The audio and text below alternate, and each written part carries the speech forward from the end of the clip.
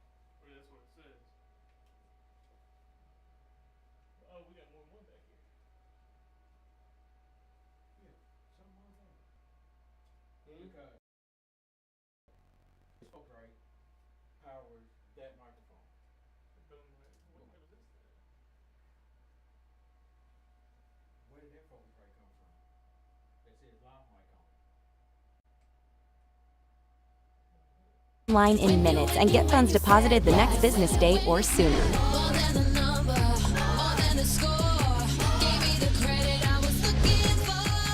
Go to netcredit.com. NetCredit. Credit to the people. With Life Alert, one touch of a button can get you help fast. I've fallen and I can't get up. Don't worry, help is on the way.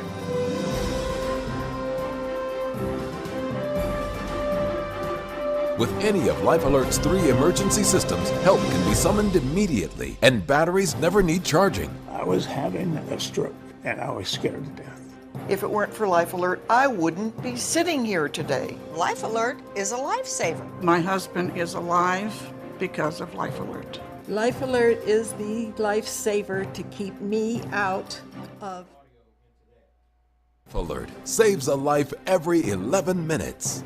For a free Life Alert brochure, call 1-800-344-6363. That's 1-800-344-6363. Call now, 1-800-344-6363.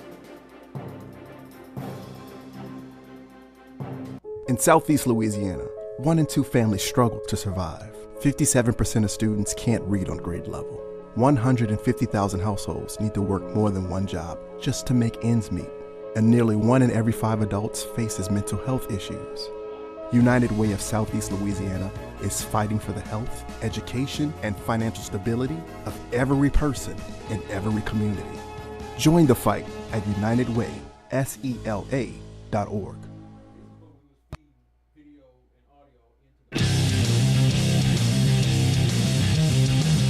Coming up in 10 minutes, something to consider, and boy, do we really have to start considering what is going on with college athletics right now and how it impacts everything else beyond it.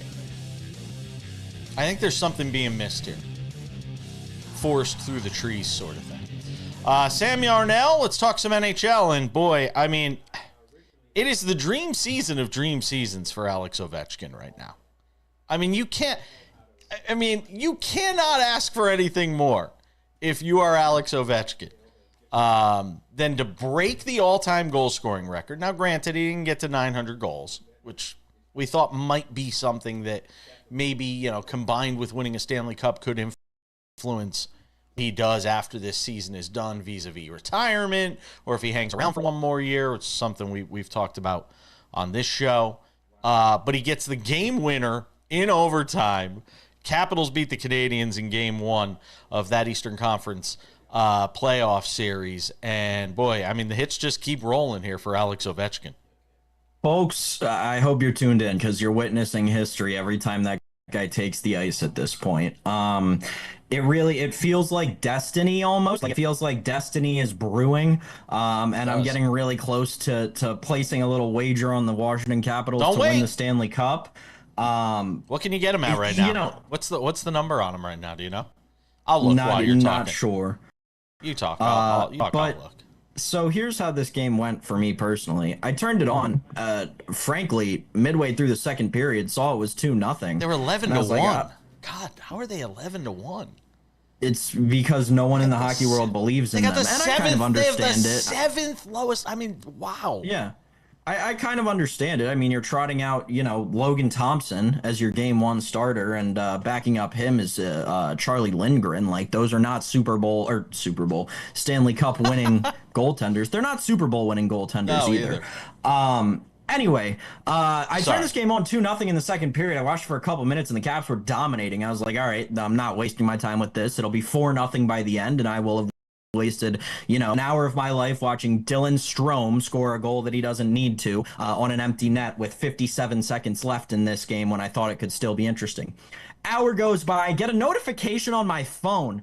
Tune in. The Canadiens and Caps are tied at 2, heading to overtime. I was like, what did I miss? So obviously immediately tuned back in. Good thing I did, because obviously Ovechkin gets the game-winning goal just a couple of minutes into the overtime period. A 3-point night in a night where your team scores 3 goals in the Stanley Cup playoffs in a season where you broke Wayne Gretzky's all-time goal-scoring record. Again, folks, it just feels like destiny. It feels like this team is going to go on a run because no one has believed in them, because they've done nothing but win all season long and set records all season long and find winners from nowhere all season long. I'm talking about Dylan Strome. I'm talking about Logan Thompson, right? And I mean, even Jacob Chikrin, right, on that defense, on their defense. So this is a Capitals team that feels like they've got what it takes to compete in a brutal postseason. And Jason, last night felt like the first in a string of about 14 wins that'll get them Lord Stanley's Cup, or 16, I should say. Well, also, look at some of the other action from around the Stanley Cup playoffs last night. And we talked on Monday's show about in game 1 of these series. Everything last night was close. Winnipeg beat St. Louis 2-1. Dallas in overtime finds a way to beat the Avalanche 4-3. And remember, they're playing without Jason Robertson right now, who suffered an injury in the final game. I believe it was the final game of the season. The Kings and Oilers played a banger with the Kings winning that one 6-5. You had some good games last night in the Stanley Cup playoffs. And we haven't even started the Battle of Florida yet. Like, everyone's talking about the Battle of Ontario, but let's talk about the Panthers and the Lightning getting ready to go off Tuesday night. That might be the best series out of all of them. Yeah, well, that Ottawa-Toronto series is fun. That's a fun series. I don't mind watching those two teams in the battle for Ontario, sort of duking it out, and I think that will be a contentious series. And I don't know if it'll get a lot of attention here in the States.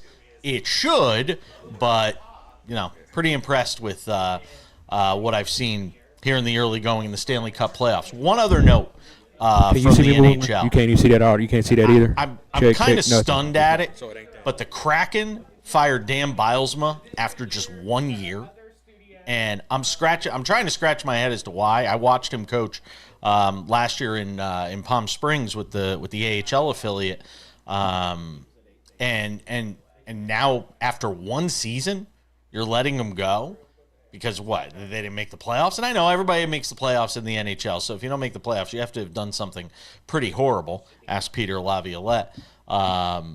Who is now looking for work as well. Hey, maybe the Kraken will hire him because this is a league of retreads after all. But man, I was surprised to see the Kraken make that move, I have to say. Yeah, I think it's just the nature of them being a bottom five team, and you can trace this all the way back to how the National Hockey League kind of changed the expansion draft after the Vegas Golden Knights. And it seems like early on in their franchise's history, in the Kraken's franchise history, that is, it may have been slightly of an overreaction by the league. We're seeing now, right, the Kraken, who have not been anywhere near as competitive of a team as the Golden Knights were, you know, what, 6 years ago, 7 years ago at this point, 8 years ago? Gosh, I'm getting old. Yeah, that's my thing, Jason. I think it's a league thing, and this is just the Kraken's way of kind of coping with it. I didn't really understand the movie. No, I don't understand that firing at all. I'm sure we'll have Dennis Bernstein on later in the week from thefourthperiod.com and SiriusXM NHL Radio. We'll get his thoughts on that and more. We are coming back. Something to consider: the madness that is paying college athletes and the slippery slope it's going to take us down next. Do you use Viagra or Cialis? Have you been thinking about trying Viagra or Cialis? What if we can promise you the same results for less than $3 a pill? If you're paying $20 or more a pill for Viagra, you're getting taken to the cleaners. Our pill delivers the exact same results for less than $3. We'll do the math for you. You'll save more than $16 a pill for the same results. Want more? We'll give you 40 blue pills or 40 yellow pills for $99 and add 4 more pills free. You save more than $500. Stop overpaying for expensive prescriptions. You don't have to be a rocket scientist to know what to do next. You need to call now and get your 44 pills for just $99. Stop overpaying for Viagra. Call us anytime, day or night, and start saving big money for the exact same results. Have your credit card ready. Ordering is fast and easy, with your pills delivered to your door in a non-marked package. Call now. The biggest misconception is that we're just a mentorship organization. You know, there's so many other components of our work, from mentorship to education to mental health services, bringing this gift of not only mentorship but just overall family support to other moms and boys out there. At the end of the day, that support back to New Orleans could grow us here. My name is Sonny Lee, and I'm founder and CEO of Son of a Saint, and I'm from New Orleans East.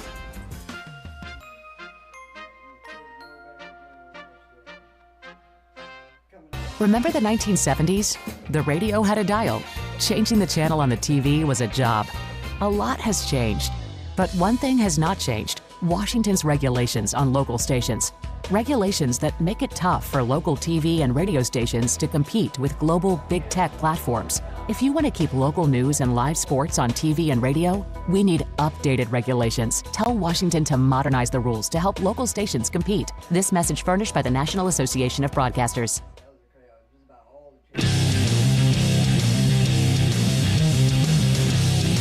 Welcome back to the show. Coming up in 10 minutes, we'll wrap it up with some odds and ends. Sam Yarnell. I was sitting up in bed last night, and I was ready. I wish I could have been on the air then, because when I saw this story last night after I finished bowling, When I saw this story about the NCAA basically just revamping everything in their rules and bylaws to allow colleges to pay athletes directly. And as the story on ESPN said, and can I just pick a bone here? And who knows, ESPN, it might have been a wire story that they picked off, or one of their own people may have wrote it. I don't know. It doesn't really matter. Because I'm seeing this term thrown around a lot, and it's the term amateurism. Changing the face of amateurism is the NCAA with a decision to directly pay college athletes. Let's make something clear.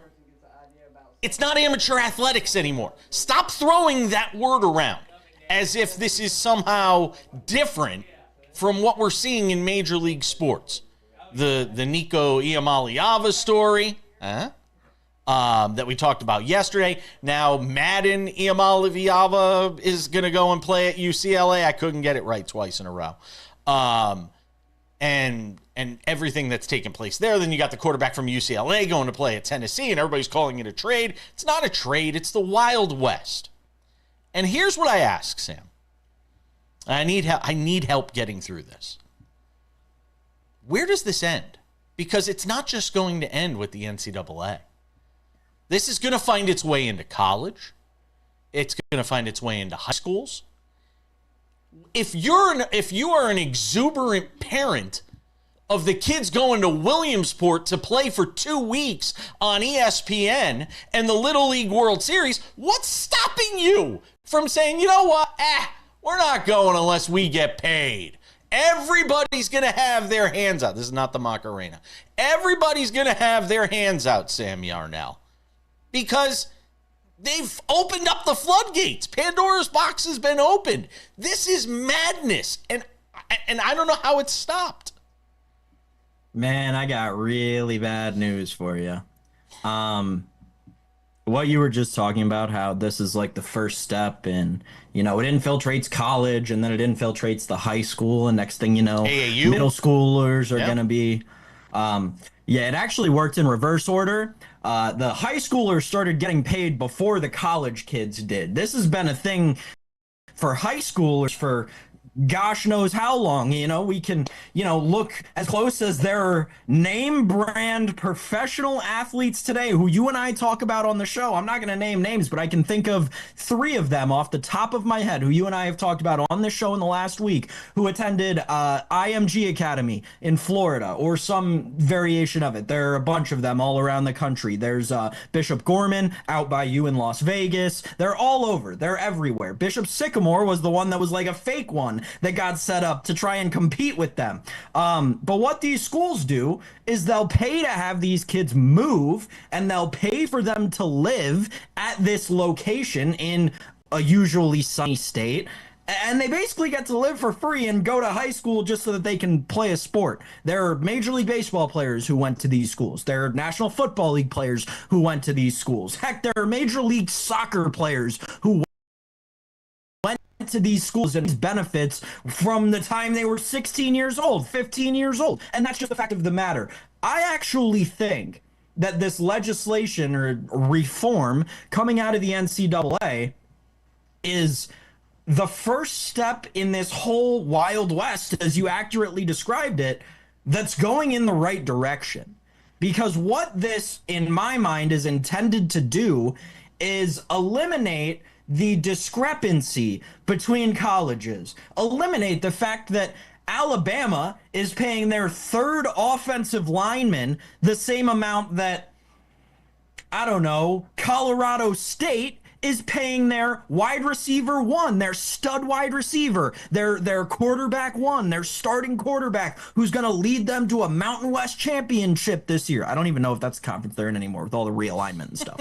But my point is this. It's creating more of a common ground between the big powerhouse schools and the littler guys who are struggling in an era of conference realignment to stay relevant year in and year out. So I do think this will ultimately be good, but still, you're exactly right. This is the Wild West, and we are in a bad place with all this athletic stuff right now. I'm less worried about how it affects college athletics, and my concern is the children.